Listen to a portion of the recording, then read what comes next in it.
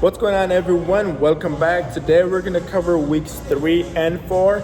I've decided to combine those two because there is not much difference as far as week 4 goes. So you're probably going to be doing a lot of the same stuff you were doing in week 3.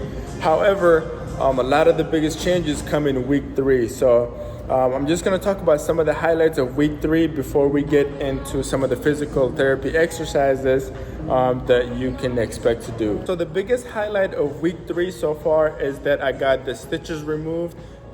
Here's kind of a short video showing what that process is like. If you have a weak stomach, I'm sorry, you can go ahead and skip forward, but if not, this is what it's like when you're getting those stitches removed. You'll probably leave the hospital with some stair strips. They recommend you don't remove those or try to rip them off. You're supposed to let these fall out on their own. So as you shower and whatnot, they're gonna fall out on their own. Do not rip these out. I started physical therapy 14 days post-op, and this is all I did on my first physical therapy visit. Literally just moving my ankle in circles in both directions, and that was it.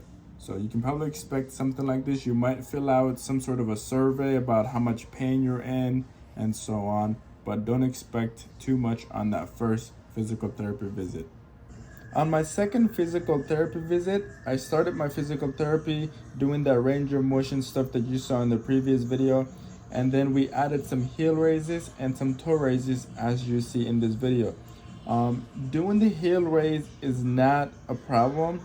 However, trying to raise my toes off the ground does become very tight on that tendon.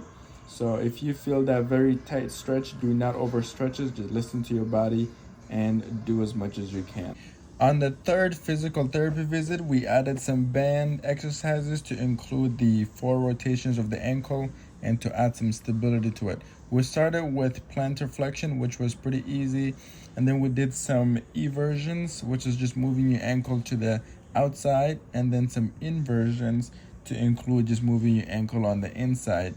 The last exercise with the band was the dorsiflexion, which was by far the hardest one because when you try to dorsiflex your ankle, there is a very tight, your tendon is very tight, so you have to be very careful. One day after I started physical therapy, so 15 days post-op, I was comfortable putting some partial weight on it, and then by the end of the night, I got rid of one of the crutches and I was able to walk on one crutch. Another thing I was doing regularly shortly after I started physical therapy is that whenever I go to the gym, whether it's 3 or 4 times a week, I would start all my workouts with 10 minutes on the bike. It doesn't matter if it was upper body or lower body. This is to prepare my leg for when I'm off the boot and ready to walk again, because I know I've lost a lot of strength and I've also lost a lot of muscle. So I'm just trying to retain as much of that strength as possible. By the end of week 3, I was able to do some assisted single leg press, which felt amazing, seeing my quad muscle activate for after not being activated for so long. So this is again just me trying to retain some of that quad muscle for when I'm able to walk again. Leg extensions is another great workout that you can do by the end of week 3. And again, I highly recommend you guys stay on top of these workouts because you want to strengthen that leg as much as possible for when that boot comes off and you're able to walk again. Another noticeable change by the end of week 3 is that I am no longer on crutches. I'm full weight bearing at this point. I also no longer have to keep taking blood thinners because I am full weight bearing. So this is amazing. This has improved quality of life significantly. I'm able to do a lot more because I don't have to worry about carrying crutches or pushing around a scooter. When you do start walking, you're gonna be limping pretty bad, and that's because you have wedges in that other boot. So you're gonna have to find a way to lift or increase the lift on your right foot or the non-surgical foot. That way you're not limping as much and you don't have to worry about messing up your hip alignment or your back alignment. To wrap up the video, we're going to talk about some of the challenges or highlights of week 4. There is not much, but let's talk about wedges real quick. So by the end of week 4, or by week 4, I'm down to just one wedge in here. So this is the only wedge that I have left. There's not a specific protocol that says, oh, by the end of a certain week, you should be down to this many wedges. So just take them out as you feel comfortable. Again, if you feel that tight stretch, then you can put some more wedges back in there. But by week 4, I've been kind of playing around with this last wedge. Sometimes I'll take it out, sometimes I'll put it back in.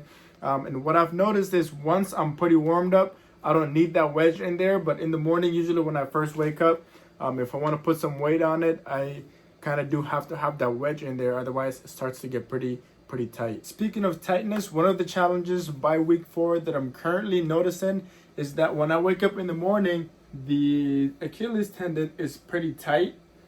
So when I wake up, usually I'll have to do some of those range of motion exercises to warm it up. Otherwise, when I don't warm it up, it just feels like there's a really tight rope there that's not flexible at all, and that's what I'm experiencing right now.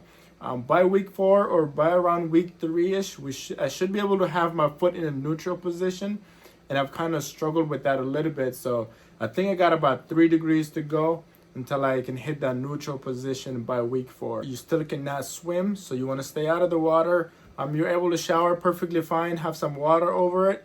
My wound is healing pretty nice, and I'll show you what that looks like here. By the end of week 4, this is how my wound is looking. So I would say it's healing pretty nice, but still, you cannot swim. And according to the doctors, for the first 3 months since I had the surgery, I'm not going to be able to submerge this in the water.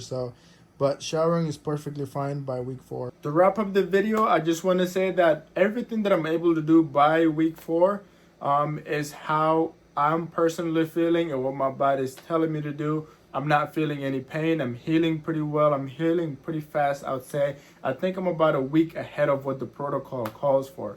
So what I do want to say is that follow your protocol, listen to your body, and follow that. Do not try to listen to me, or do not try to do what I do, because you might heal faster than me, you might heal slower than me. Everybody's different. So I'm just documenting my own personal experience of what I'm going through, and maybe this will help you, give you a general expectation of what you can expect by the end of a certain week, such as week 4 for this video. With that being said, stay tuned. I'm going to upload weeks 5 and 6 together. But until then, peace out.